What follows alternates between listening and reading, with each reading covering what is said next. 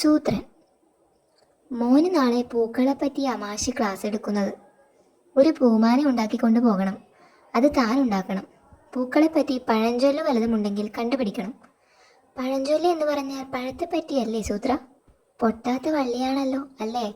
മാല പൊട്ടിയാൽ പിന്നെ തല്ലിൻ്റെ മാലയായിരിക്കും. മാനിനെ പിടിച്ചു തിന്നേണ്ട സമയത്ത് മാല ഉണ്ടാക്കിയിരിക്കുന്നു. നമ്മുടെ ഗതികേട്. ഐഡിയ. എടോ, നമുക്കൊരു മൃഗമാല സംഘടിപ്പിച്ചാലോ? എല്ലാ മൃഗങ്ങൾക്കും മാല കൊടുക്കാമെന്ന് അല്ലേ? അല്ലടോ, ഈ മാലയിലെ പൂക്കൾ പോലെ പല പല മൃഗങ്ങൾ നിരന്നു നിന്നാൽ രസമല്ലേ? കാടിന് നല്ലത് വരാൻ വേണ്ടിയാണ് മൃഗമാല എന്ന് പറയാം. മാലയിട്ടാൽ കാടിന് നല്ലത് വരുമോ? അതായത് കാട് നശിക്കാൻ പോകുന്നു, അതിനെതിരെ മൃഗമാല. അയ്യോ, കാട് നശിക്കുമോ? ഇല്ലടോ, നമ്മൾ അങ്ങനെ ചുമ്മാ പറയുന്നു. മണ്ടന്മാർ വിശ്വസിച്ചോളും. നല്ല പരസ്യം കൊടുക്കണം. വാ. താൻ ഇതുപോലെ പല സ്ഥലത്തും എഴുതി വെക്കണം. സൂത്ര, മാല ഉണ്ടാക്കിയാൽ കാട് നശിക്കില്ലെന്ന് ഉറപ്പാണല്ലോ അല്ലേ? കംപ്ലീറ്റ് പരസ്യം കൊടുത്തിട്ടുണ്ട്. എല്ലാവരും വന്നു തുടങ്ങി കാണും. നമുക്ക് അങ്ങോട്ട് ചെല്ലാം. അയ്യോ, ഒരു കാര്യം മറന്നു, കടിയൻ്റെ മാല.